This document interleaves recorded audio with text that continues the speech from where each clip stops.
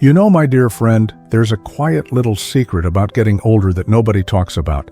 While the world fusses over wrinkles and creaky knees, some of us are out here living with a spark that would put folks half our age to shame. Now let me ask you something. When was the last time you caught yourself doing something that made you stop and think, not bad for 75? Maybe it was tending your garden without aching for days afterward, or remembering where you left your keys without turning the house upside down. Or perhaps it was that moment you balance your checkbook without squinting at the numbers like they're written in hieroglyphics. If any of that sounds familiar, then listen close, because what you're doing isn't just getting by, it's something extraordinary. Today we're talking about 5 little things, simple everyday actions, that if you can still do them past 65, mark you as one of life's rare gems. And no, this isn't about running marathons or memorizing Shakespeare. These are the quiet, under-the-radar signs of remarkable aging, the kind that doctors don't put on charts but neighbors whisper about in admiration. I'll bet you've brushed past at least one of them this week without even realizing how special it is. Now, I've been around long enough to know that aging isn't a one-size-fits-all journey. Some of us are still hiking mountains while others find victory in tying their shoes without losing their breath. But here's what ties us together: the stubborn, beautiful refusal to let a number dictate what's possible. So let's talk about that first little miracle, the one you might be taking for granted. Remember back in the day when we'd grown about adulting? Well, turns out the ability to handle life's mundane tasks without struggle is like a secret handshake among the ageless. I'm talking about things like managing your own medications without confusion, no small feat, when the pill box looks like a rainbow exploded in there. Or how about this? Driving yourself to the grocery store after dark without white-knuckling the steering wheel. My friend Carlos, at 78, still parallel parks his old Buick in one smooth motion, and let me tell you, the teenagers on his block just gawk. These aren't just chores, they're declarations of independence, proof that your mind and body are still in cahoots instead of retirement. And here's the kicker. Research from Johns Hopkins says maintaining these daily competencies is a stronger predictor of longevity than blood pressure or cholesterol numbers. So if you're still doing your own taxes, or even just keeping track of when to water the houseplants, give yourself some credit. You're not just going through the motions, you're defying expectations. Now, before we dive deeper into what makes you so wonderfully uncommon, let me ask you to do something. Take a mental inventory of your last week. What's one ordinary thing you did that didn't feel like a struggle? Hold on to that thought, because by the time we're done, you're going to see yourself in a whole new light. And trust me, the view from here, it's spectacular. Now, let's talk about something that might surprise you: your ability to adapt to change. You remember how it used to be, back when we were younger and set in our ways, grumbling about newfangled gadgets or the kids these days with their loud music and fast talk? But here's the remarkable thing. If you're in your 60s, 70s, or beyond, and still willing to learn something new, whether it's figuring out how to video call your grandkids or finally mastering that air fryer your daughter insisted you needed, then you, my friend, are part of an elite club. Scientists call this cognitive flexibility, and it's one of the strongest signs of healthy aging. I'll never forget my neighbor, Evelyn, who at 82 decided to learn Spanish just so she could chat with the new family that moved in next door. She'd sit on her porch with her little notebook, practicing conjugations like she was back in school. Was she fluent? No.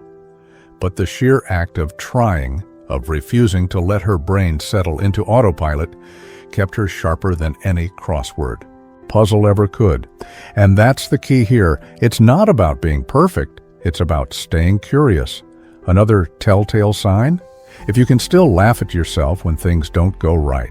Like the time I spent 20 minutes trying to use my smartphone as a TV remote, waving it at the screen like some kind of magic wand before realizing my mistake. A younger person might have been embarrassed, but we we've lived long enough to know that life's too short not to chuckle at the absurdity of it all. And speaking of laughter, let's talk about the second rare gem trait, maintaining a sense of humor in the face of life's little indignities. You know exactly what I mean. Those moments when your body decides to betray you at the most inconvenient times. Like sneezing and suddenly realizing you might have just done a little extra in your pants. Or getting up from a chair and sounding like a bowl of Rice Krispies, snap, crackle, pop. But here's the beautiful part. If you can laugh about these things instead of letting them embarrass you, you've unlocked one of aging's best-kept secrets. The ability to not take yourself too seriously. My friend James, God rest his soul, used to say his knees had their own weather forecast. They'd ache before a storm like human barometers. Instead of complaining, he'd announce the day's kneecast to anyone who'd listen, turning what could have been a source of frustration into a running joke. That right there is a superpower, the kind that doesn't just make life more enjoyable, but actually reduces stress hormones and keeps your immune system stronger. Studies show that seniors with a good sense of humor have lower rates of depression and better social connections, which brings me to our next point. But we'll get to that soon enough. For now, I want you to think about the last time you laughed at something that, in your younger years, might have made you blush. That right there? That's not just a moment of joy, it's evidence that you're aging like fine wine, my friend. Now let's talk about something that separates the truly remarkable agers from the rest. The ability to maintain meaningful social connections.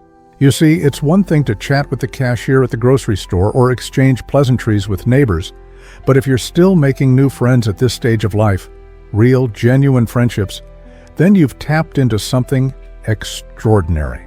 Remember back in our working days when friendships just sort of happened naturally? Colleagues, parents from our kids' schools, that sort of thing. But now friendship takes intention. Like my buddy Frank, who at 78 joined a community woodworking class just to get out of the house and ended up bonding with a 65-year-old former teacher over their shared love of walnut stain. They meet every Tuesday now, not because they have to, but because they want to.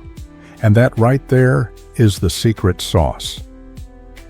Research from the University of Michigan shows that seniors who actively cultivate new relationships have cognitive function comparable to people several years younger. But here's what's really fascinating. It's not just about preventing loneliness, though that's important too.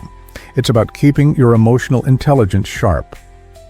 When was the last time you really listened to someone's story and found yourself genuinely moved, or offered advice that came from decades of hard-won wisdom? That ability to connect on a deep level, that's your superpower. And let's talk about another rare gem trait. If you can still enjoy simple pleasures without constantly comparing today to the good old days. Sure, we all get nostalgic.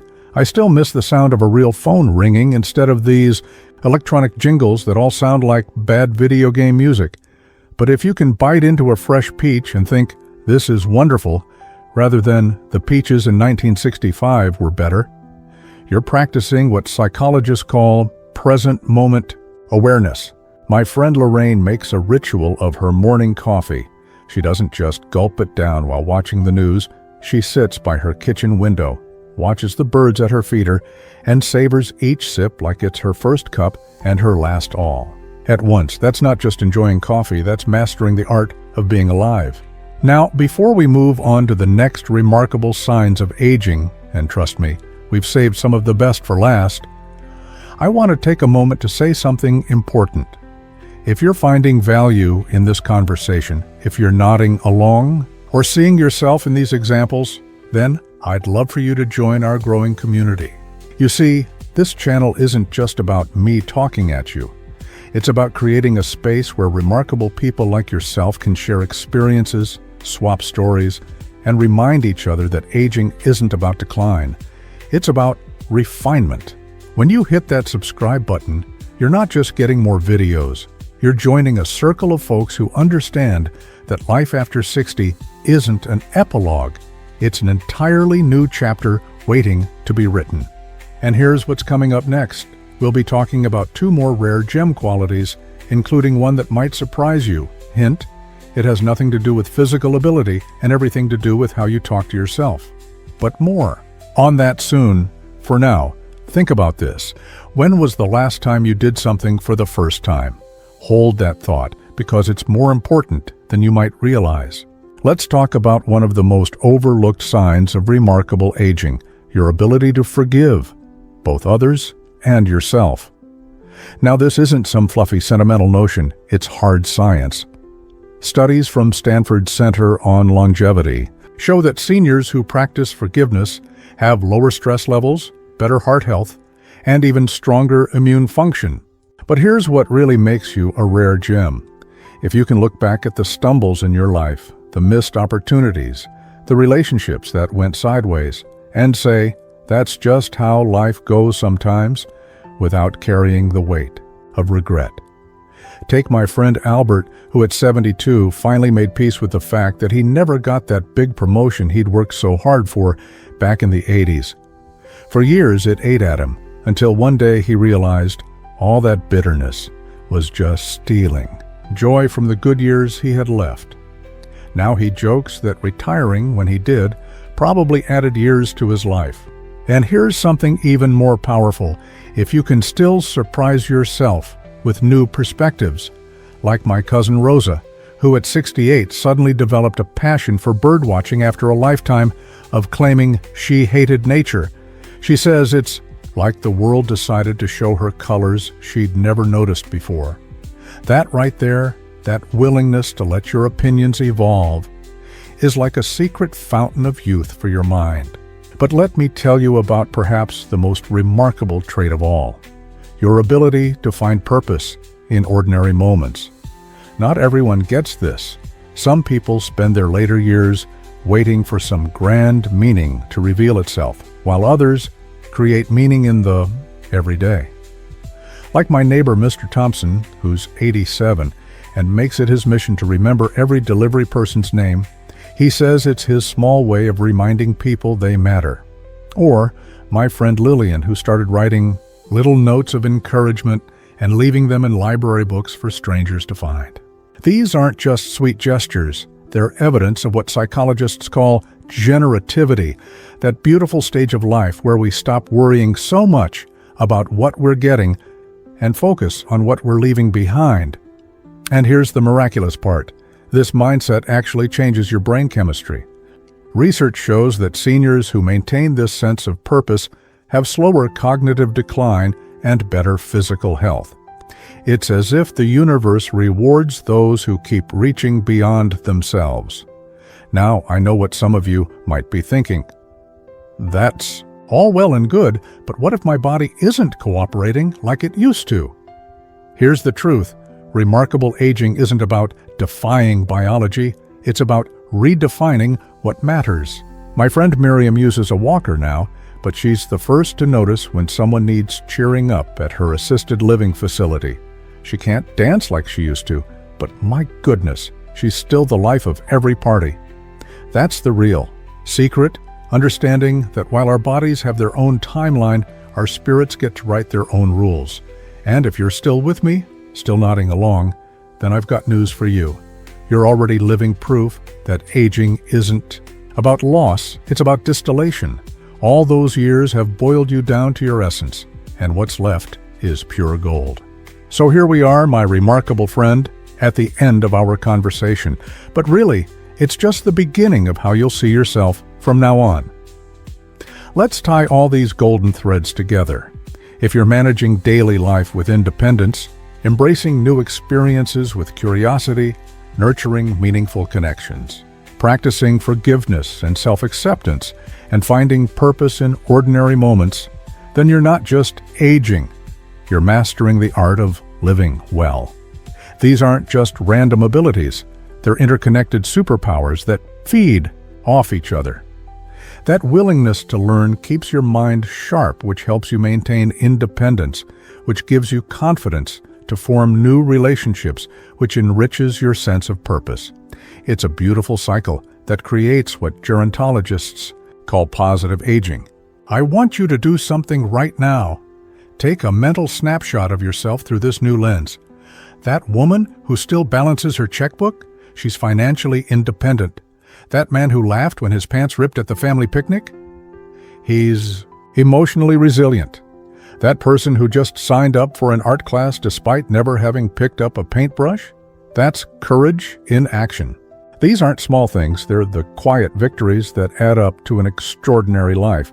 Now, before we say goodbye, I have an important request. If this conversation has reminded you of your own worth, if it's made you nod in recognition, or see yourself in a new light, then do me and yourself a favor.